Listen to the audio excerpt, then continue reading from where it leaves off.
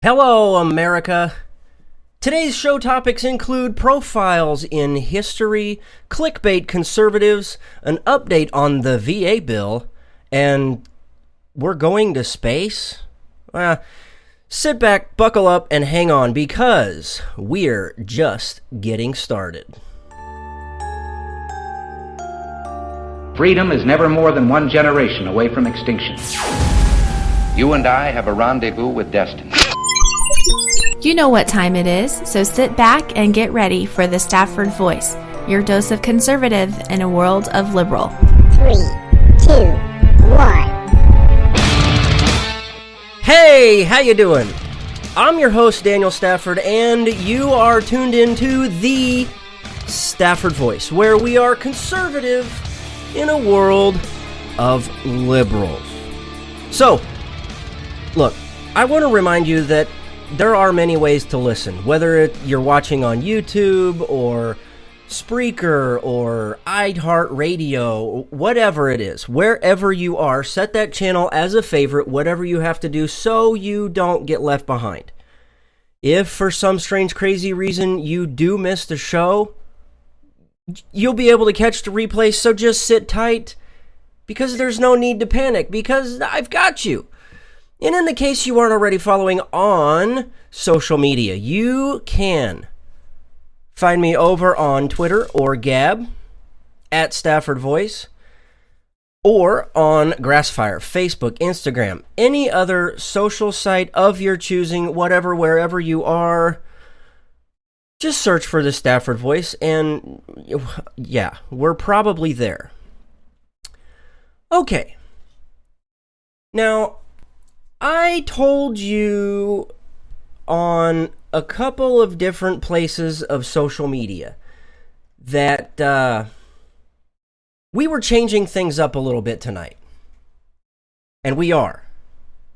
And I hope that I really don't have to explain why. But we're gonna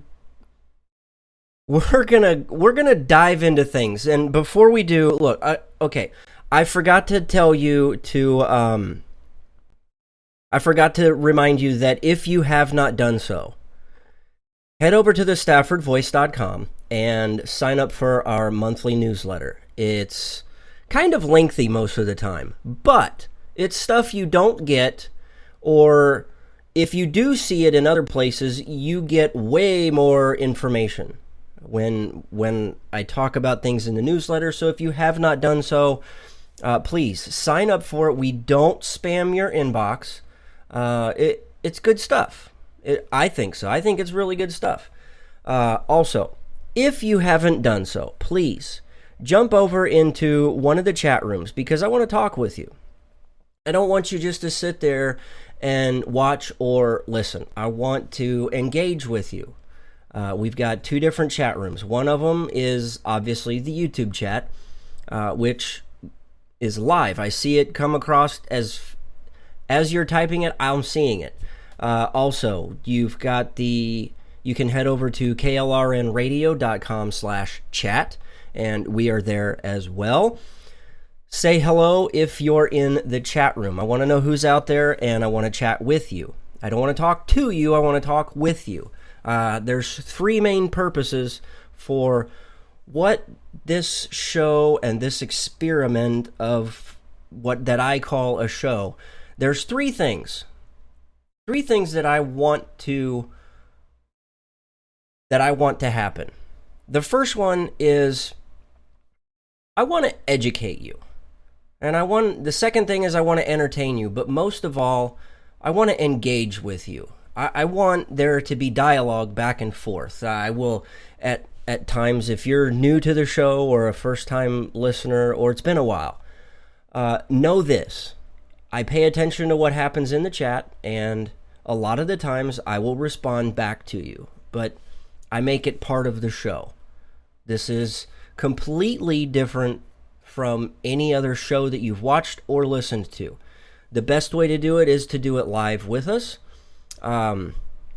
See, like right now, Jessica popped in from Jesse's point of view. she's sitting here having dinner and watching. She's having a chicken pot pie, and I'm completely jealous because I can't remember the last time we had chicken pot pie. However, now is not the time for chicken pot pie. Why?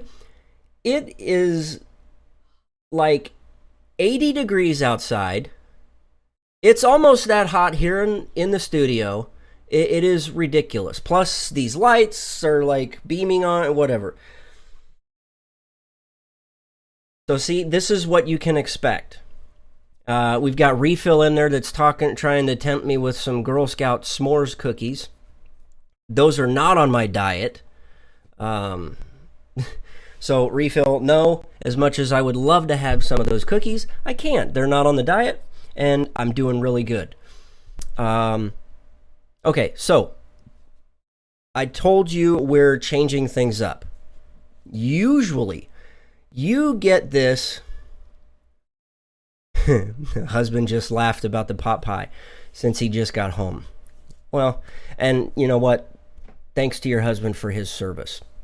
We do have quite a bit of our audience that has a loved one that has served or is serving. We also have some that are serving in the military themselves that tune in all the time and watch. Okay, let's jump into this. We're changing up the format of the show this week for one reason and one reason only. It's to get a point across. I will make it right after this first big, huge change to the show. Normally, it's at the end of the show. We save it. We try and save the best for last, but we're getting into it right now. And that is this week's Profiles in History. Look, he was proud of the work he did for his country. And when people started disputing whether he signed the Declaration of Independence or not, he took on the role of Declaration debunker. Thomas McKean was born in New London, Pennsylvania on March 19, 1734. Around the age of 16, he began studying law. In the mid-1750s, he was admitted to the bar and began practicing law in the Tri-Colony area of Pennsylvania, Delaware, and New Jersey. Now, to say he had a long resume would be a ridiculous understatement, even when you try and compare him with the likes of John Adams and Thomas Jefferson. And it all started when he began his public service as Deputy Attorney General for Sussex County in Delaware in 1756 at the age of 22.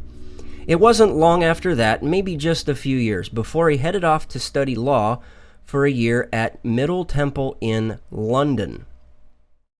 When he arrived back at the colonies, his political career gained steam as he racked up a laundry list of jobs, beginning with being elected to the Delaware House of Assembly, where he continued serving even after he moved to Pennsylvania. Added to the list was sheriff, military captain, notary officer, loan office trustee in one county, a customs collector and judge in another, and deputy attorney general in yet another. On her 19th birthday in 1763, he married his first wife, Mary Borden, which made him the brother-in-law of another future signer of the Declaration of Independence, Francis Hopkinson.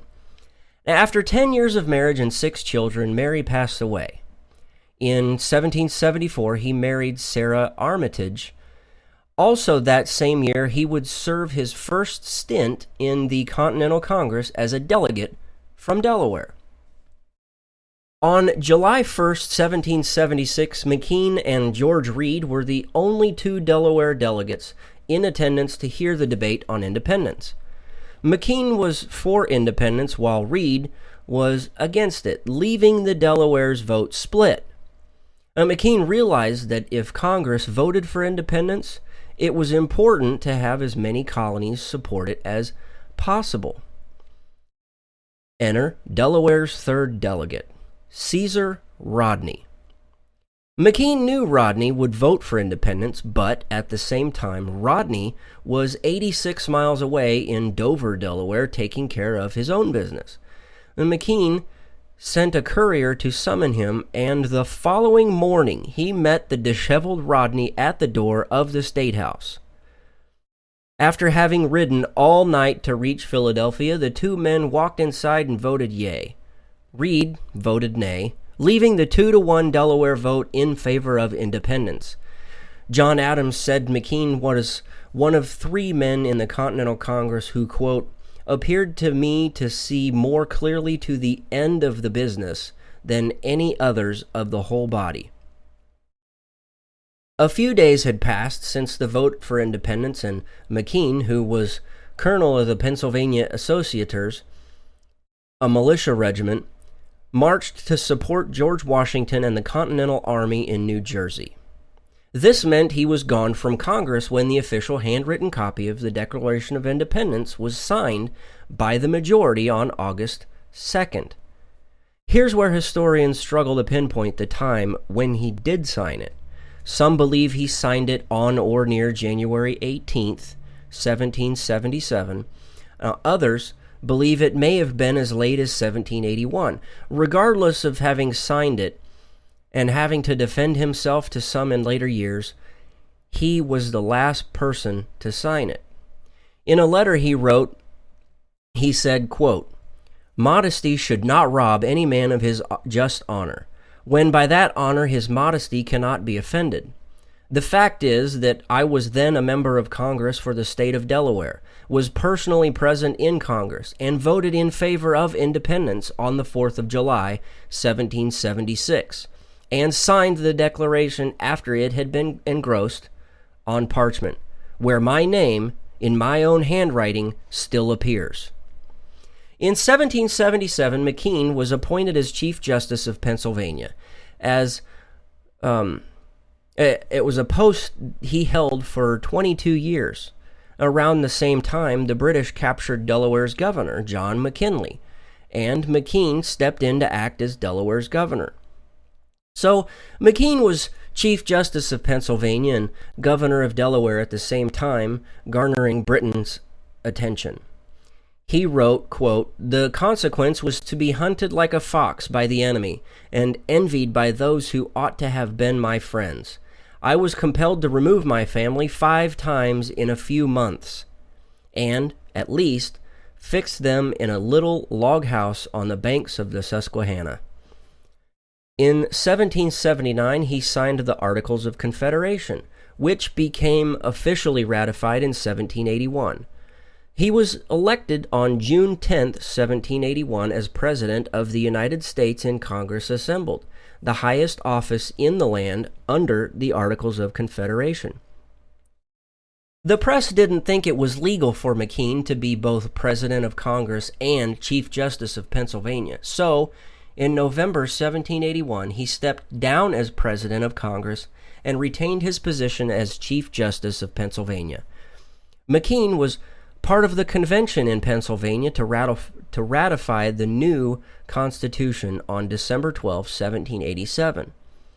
In 1799, at the age of 65, he finally ended his career in Pennsylvania's Supreme Court to become the state's governor. And he fired all of his enemies in state government jobs, and in their place he appointed friends and family.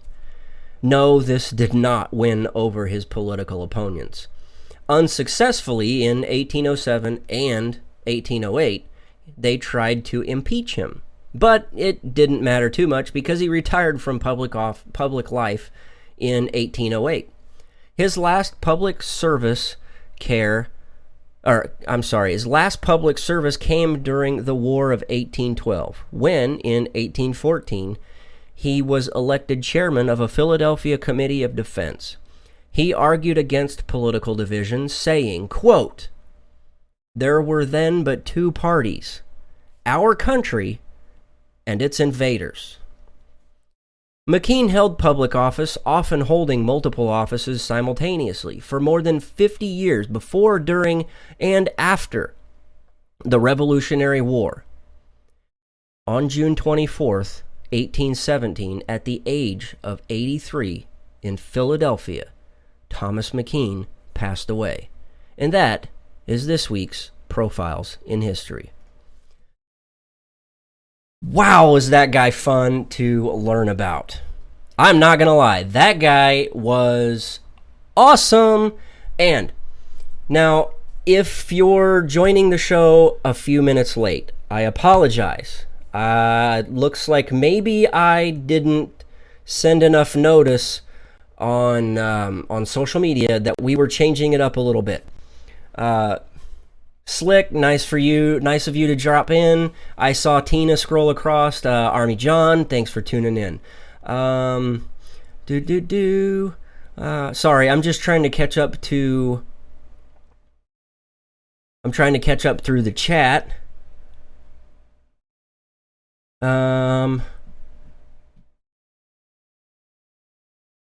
Okay, I see that somebody dropped a link over on the KLRN site. Sorry. John says, whenever I hear the term profiles, I think of Army PT profiles. So when I first heard this segment for the first time, I was thinking PT profiles. Oh, wow. Okay. Let's back it up just a little bit. Now, I told you we changed the lineup for tonight, and here's the reason why. And I'm so thankful that McKean was tonight. Why? Because look at that guy's resume. His resume is at least 2 pages long of his entire 50 years in public office. We're talking from pre-Revolutionary War. He was fighting for independence. He was even fighting for independence after we declared independence. And let me read a quote that I touched on earlier as we were talking about him. And this was while he was part of the Philadelphia Committee of Defense during the War of 1812. This was when he was arguing against political division. He said, quote, "There were then but 2 parties, our country and its invaders. We have invaders on our own soil." You know what I'm talking about. I'm refraining from using colorful language. Because there's guys out there that promote the whole tissue paper feelings. Boo-hoo! Suck it up. We've got work to do. But my something was taken away. Big deal. Move on. Let's go. Let's get to work. Here's a guy that put everything aside and he got to work. We have spent, I don't know how many weeks talking about the men and women who helped guide this country into independence. And we're not done yet. We're just getting started. This is the foundation of things. And when we talk about the foundation of things, you can't help but bring up the topic of conservatism. You got these damn clickbait conservatives who claim to be independent thinkers, libertarian thinking, libertarian ideology.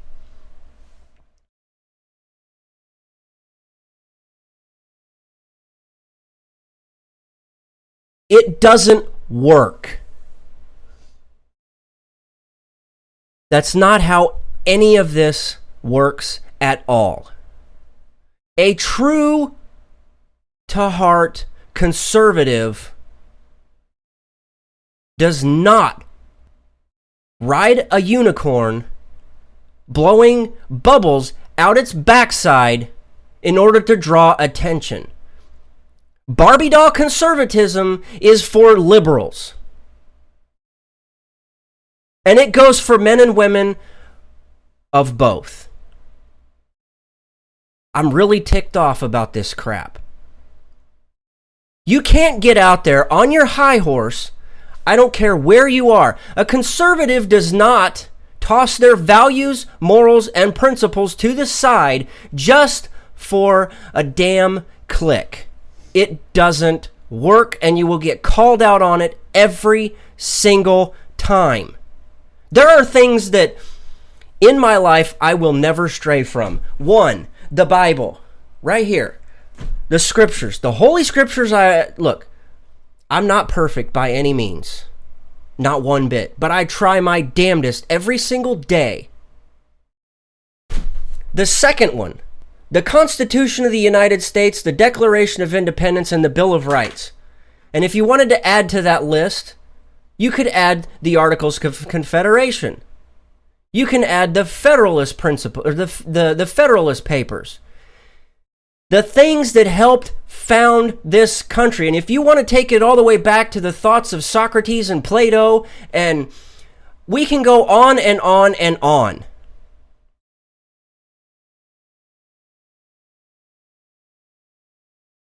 I'm not going to name names. If you're in the chat right now, I refuse to name names. If you need me to give you a name of who I'm referring to as a Barbie doll conservative, well, you've been missing the boat for the last 3 months. But we've put all hands on deck for these two.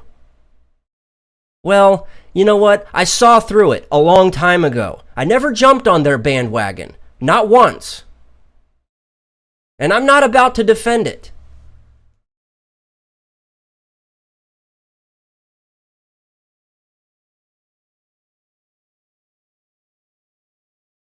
The very ideals, morals, and principles that helped found this country are rooted in conservatism.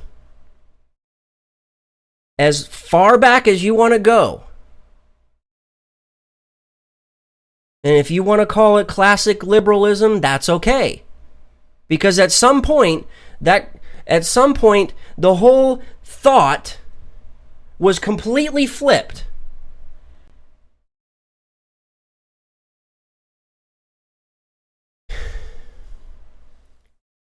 Bingo! Slick's onto it. He knows what I'm talking about. He knows where we're at.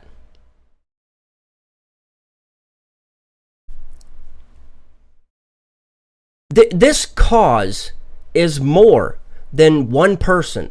It's more than just two people. I don't get behind a damn microphone at any given chance I can. I don't grab a camera and get behind the lens for my own gain. 200, 300, 400, 500 years down the road, when somebody looks back at what we're doing today, I want them to realize that there were people that stood their ground and fought for what they believe in. Just like I sit here and look at the founding fathers and the founding women who fought alongside of them and stood for what they believed in. You know, these people are given such a huge stage. Stop promoting them.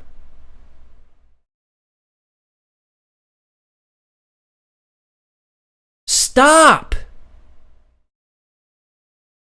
I mean, it doesn't do any good. The whole idea is trying to bring everything into the middle, trying to bring things into that gray matter, into that gray area right down the middle. Right down the middle is where we need to work. You go back to the foundation of this country. Sure, they razzed everybody. Those on the left, those on the right. They went hard at each other, but you know what? In the end, they came together and they produced something that we are still reaping the fruit of. The roots of the tree of liberty are still sprouting forth fruit. We are able to have that fruit every single day. And if you're afraid to go out there and put the work in to nourish the tree of liberty, then leave. Bite the big one and take a hike. You can't get out there and say, oh, I'm pro-choice, and let me explain why, but I'm a conservative. I think it's okay to molest little boys because, well, I was molested too. Oh, Father Francis.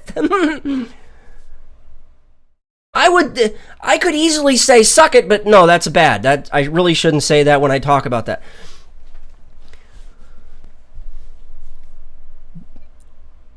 These individuals have got to quit being propped up as the next big thing.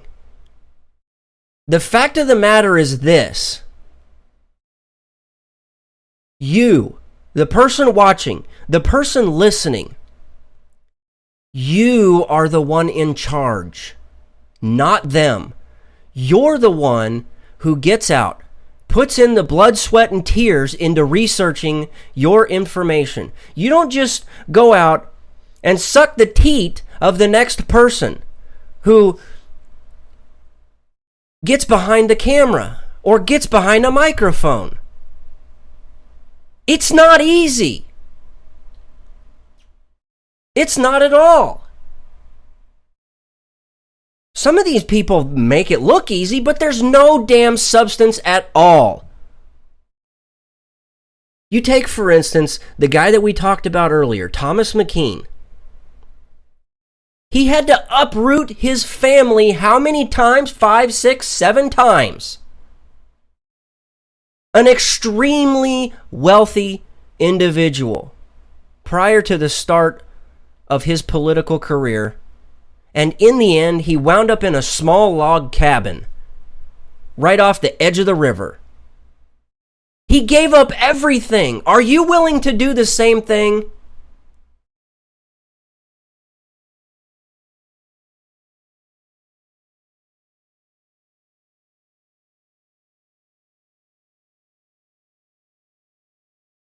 I'm not going to apologize for this rant. I needed to get that off of my shoulders. I've been holding it in all weekend.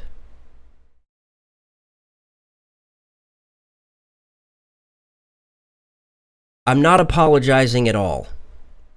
I'm not going to name names. I think you guys know of some of the individuals that I'm talking about. Trying to talk about the top 5 things that President Trump did wrong today does nothing for the cause at all.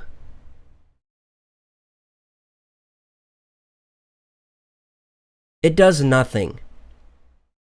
Talking about history and applying it today does more good than anything else. And that's what we have to do. And that's what we will continue to do here. We educate, we entertain, and we engage. I can easily sit here, make silly faces. I can do different voices. But what is more important to me is engaging with you and carrying on a civil conversation. So we, A, know where we've come from, and B, know where we're trying to go. And that's part of the education portion. I think it's about time more of us put the effort and energy. We need more blood, sweat, and tears into standing ground and defending the cause of America. We need more of that and less Barbie doll conservatism, less clickbait conservatives. If that's what this whole game was about, I'd be farther ahead. I don't care about that. There is a much larger cause at play. That's what I want to be a part of. And I think I can speak for you guys. That's why you're here. If I'm wrong, call me out on it. Please.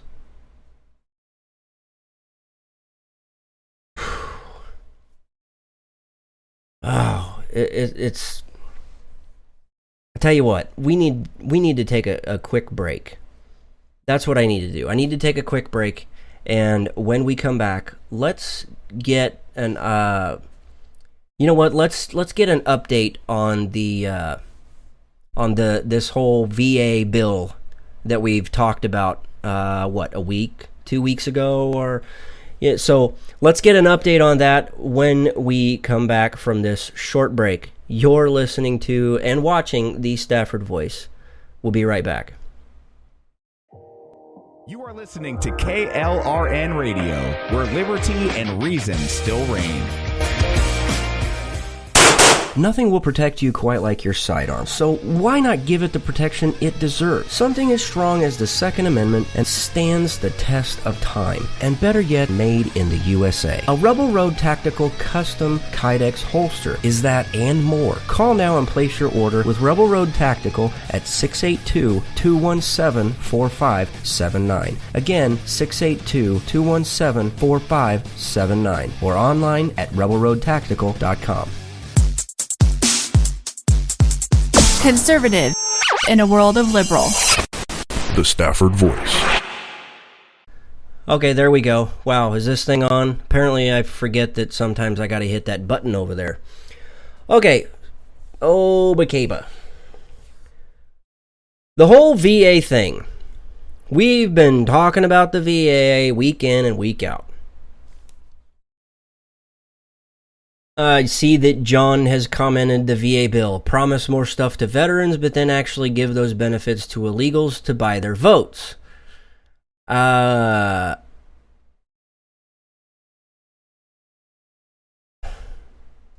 Sorry. I just got distracted by one of the comments that was right below that, where they said they're just here because there's no Law and Order reruns on yet. Ha! Oh, Ron, seriously? Law and Order reruns? I gotta be better than that. I mean, I know that...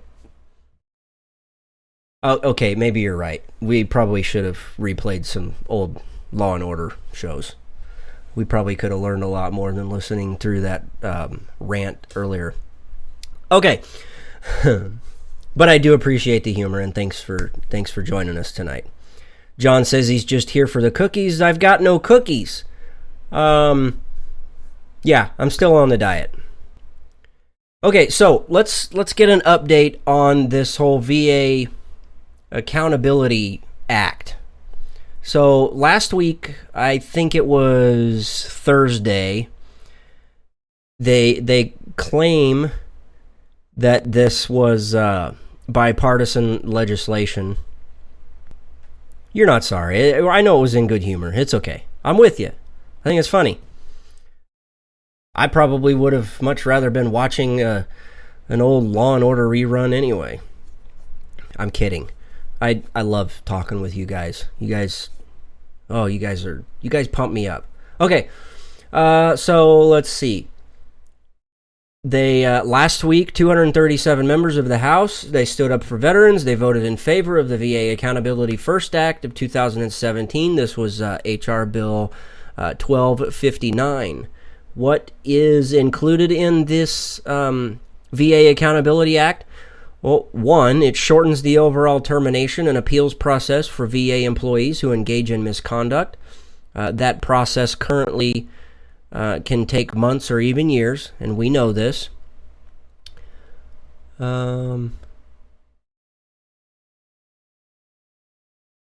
Okay. Sorry, I was trying to get an update from Refill on that 15-year-old that was abducted by her teacher.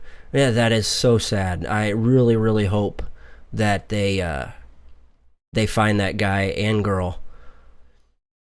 I hope she's safe. I really do. I hope and pray that she is safe and that they find the guy and he gets what he deserves. Okay, second thing. It empowers the VA secretary to recoup bonuses awarded in error or given to employees who were later found to have engaged in misconduct. 3, enables the VA secretary to reduce the pensions of VA employees who are convicted of felonies that influence their job performance.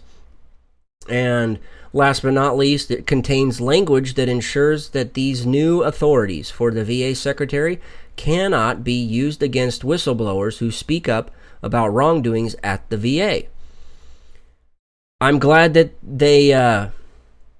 I'm glad this made it through. Now let's hope that the Senate follows suit, and we can finally start fixing some of these things going on in the VA. That's what I'll call them, things. There's plenty of things that we need to stay focused on, especially with the VA. These guys, they've tried. They signed their name on that dotted line, and we need to stand up for them. Slick says, I hope that guy that took the girl resists arrest when he's caught and they beat him to a coma. Well, I mean, I'm not going to say I agree with you, but he'll get what's coming to him. Seriously, I hope and pray that young girl is found and that she's safe and that no that not too much harm has been done. I really hope that she's okay. I hope her family needs that. So if you have not done so, please continue to raise awareness. I mean, there's plenty of us that have tweeted and retweeted about it. You can jog through some of our timelines and get caught up on the story. Oh, it's so sad. Now, something a little lighter in subject. You guys know I like space. I mean, it's not really the final frontier. Oh, if you caught that one. Okay. I love when Daniel reads his comments. He has to clean up the language. I have to clean up the language. This is supposed to be family friendly, and I really, really try. There's times where I have to stop and make sure I'm not using as colorful language as I would prefer to use. And okay. Space. I've talked about this guy before.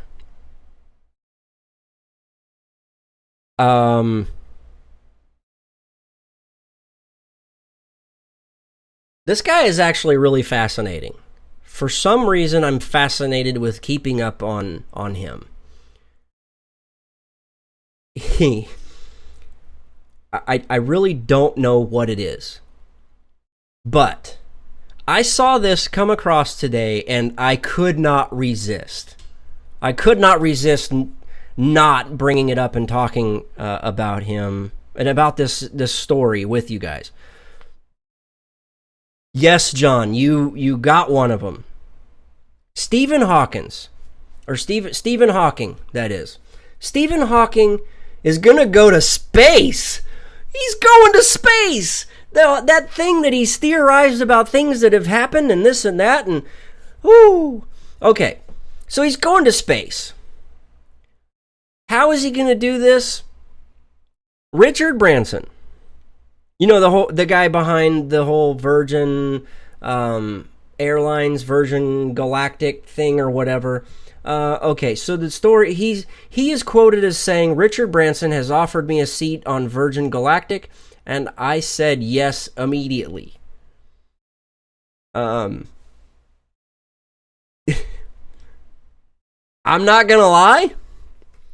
When I first saw this story, what immediately came to mind was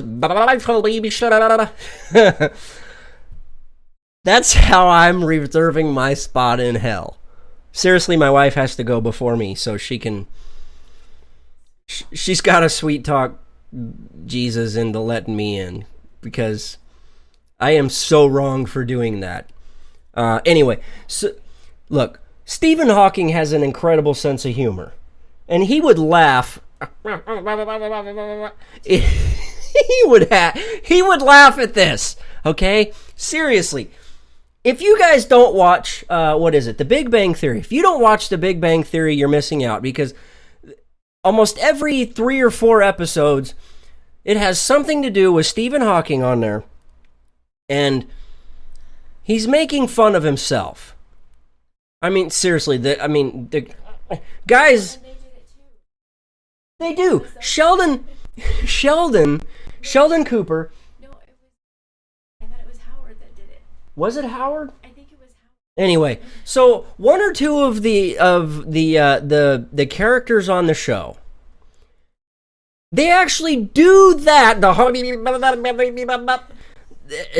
That was him burping, by the way. It's part of the show. He joins in on it. I mean, there's one where Sheldon, I remember one of the episodes where Sheldon Cooper is, he's playing chess with him, but it's an online chess match. John says he wants to airborne jump from the International Space Station. I don't know if that's going to turn out too well. Wouldn't it be funny if his wife wasn't in the room and he was just turning around talking to himself? No, no, they're referring to me. Oh. I think Refill was referring to me. Here. No, I'm here. She's here. Here, give me your hand. See? Look. she's right here. See, look. Woo! Okay, so there, see. Hands Daniel a new shovel to place the one he just broke with that joke. Am I digging myself a grave here? Someone did a jump from space sponsored by Red Bull. That was just right on the edge of the atmosphere. Where's the cat? She's passed out on the... Oh my goodness, he has a woman's hand. The cat is passed out on the couch. It is like 80 degrees here. It's ridiculously hot. We're not turning the air on because it's going to be like 50 degrees tomorrow, and it's supposed to get down into the 30s. Tonight or tomorrow night? I don't know. Nobody knows. It's the weather of the Midwest. It's crazy. Okay, so back to Stephen Hawking. That was the first thing that came to mind when I first saw this. But congratulations to, we do have the windows open, but it's 70 degrees outside. It's not going to help, and they're all open, except the one that's right next to me, because people drive all over. It's ridiculous. The amount of noise right outside my window here is stupid. It's not. It was like right on the verge of 80 degrees in here, and it's down into the 70s somewhere. So it's getting a little better. Okay. We've got a request by somebody in the chat. I'm not going to say it was Refill, but Refill, is Stephen Hawking's space trip a one-way ticket? I don't know. I'm assuming that he'll come back. Okay.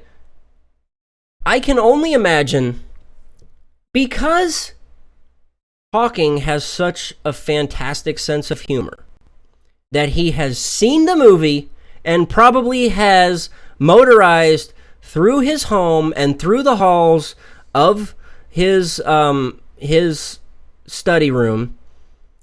He has probably rode around saying,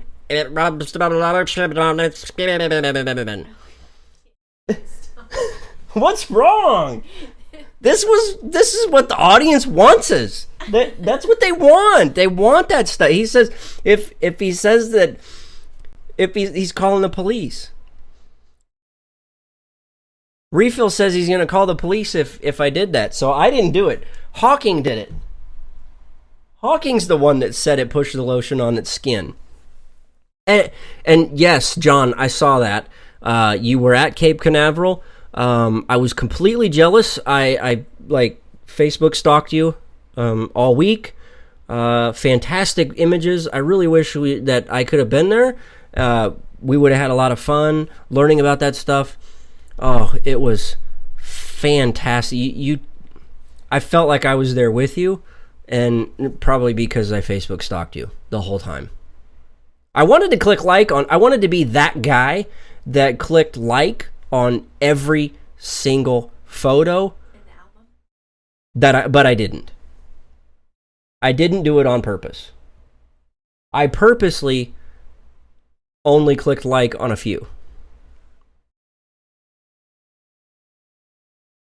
Anyway, you guys got me so off topic, I don't even remember where the hell I am right now. I'm so lost. We were making fun of Stephen Hawking. Anyway,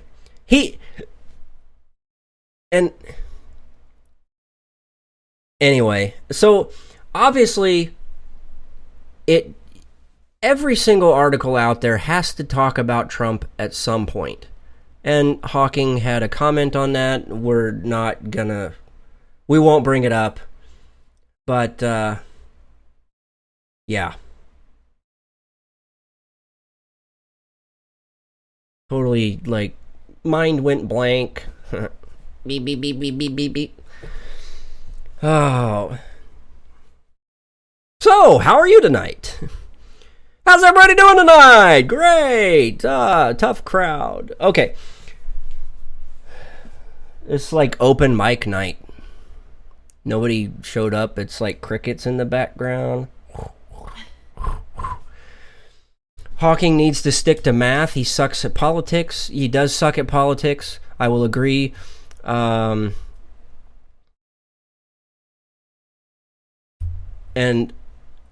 he's pretty good at math. I'll give him that. But he is kind of wired into a supercomputer. So yeah, he's got that going for him.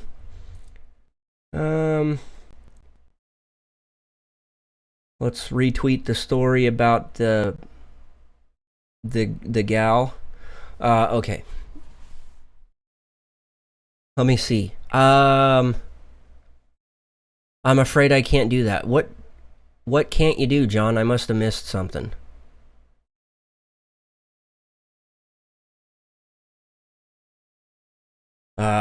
Refill, I don't know the answer to that. Anyway. So, it's been a productive night, hasn't it? Got some stuff off of our chest. We made fun of a guy that is wired to a wheelchair, which like solidified my seat on the short bus straight to hell. We updated about the VA. I don't even know what else is out there. I really didn't even want to pay attention to the news at all today. The whole clickbait conservatives really tick me off.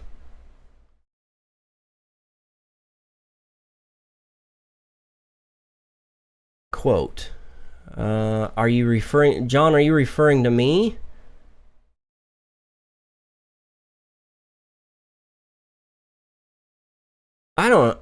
I'm so lost. John says he's the driver on the short bus. Anne says she's in a wheelchair and she wasn't offended. And I'm about 90% sure that Hawking wouldn't be, he wouldn't have been offended either. He's got a great sense of humor. And maybe that's one of the things that fascinates me about him. I mean, he really is a fascinating individual. It's just, he tries to dispute the idea that there is a God or something out there. And yet that presence, that God out there that he tries to dispute, is the very thing that continues his existence. Oh, anyway. So I flipped over to Drudge real quick, and apparently Kim Jong-un blows up a U.S. aircraft carrier in a new video. So that we got that going for us.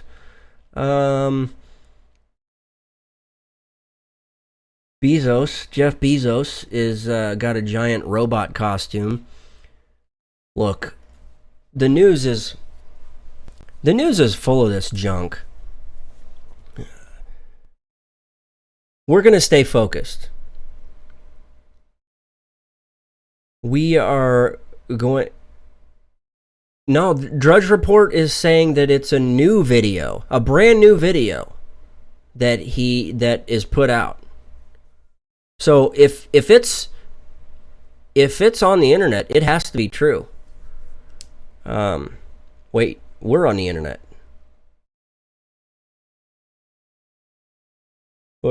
We're on the internet, so it has to be true too.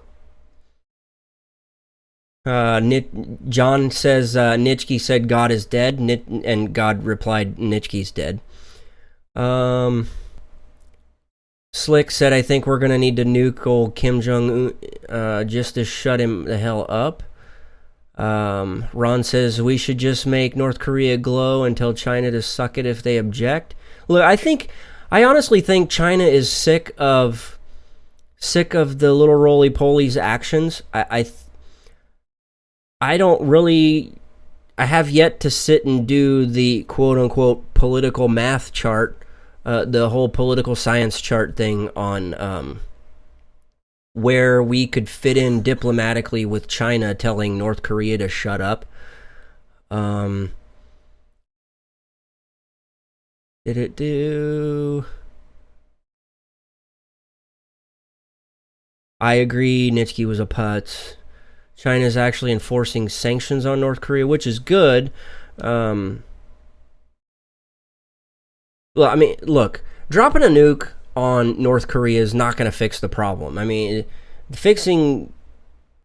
I don't really know what the right way to go about quote-unquote fixing North Korea. I mean, I spent 13 months in South Korea, and I know firsthand how desperate the people of North Korea are.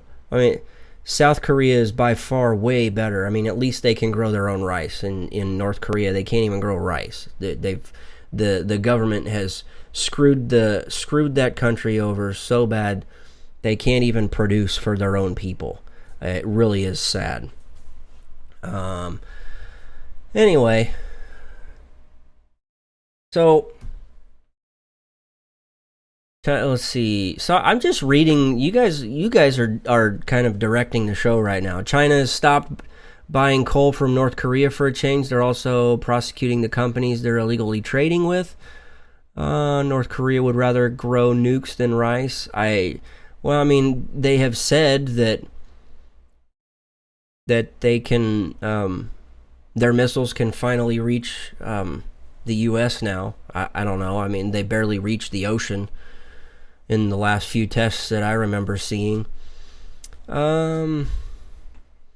Refill one says that would make an interesting topic for the show sometime. What you learned being in South Korea.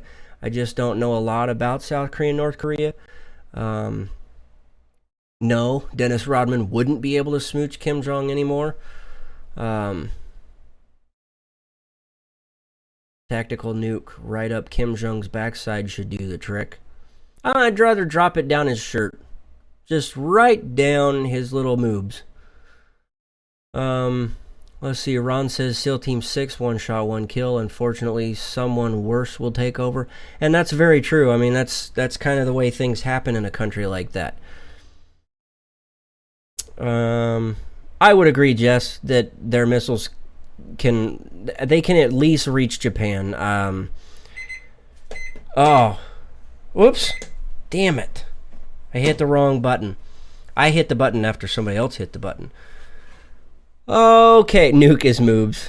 Slick thought that was funny. Okay, but that beeping, that incessant beeping that you heard earlier was that's it. We're done. So stick around for some after the show action, and well, we'll just see where everybody is from there. Okay. I want to remind you to follow us on social media, whether it's on Twitter or Gab or Facebook, Instagram, wherever you are. Most places all you got to do is just search for @StaffordVoice or just look for the Stafford Voice. If you would like to, you can email any of your questions, comments, or concerns about anything we've talked about or you would like to see us talk about to the staffordvoice@gmail.com. And unfortunately, that is all the time we have for this week. God willing, the Stafford Voice will be back next week. I want to thank you so much for your time. And until next week, thanks and God bless.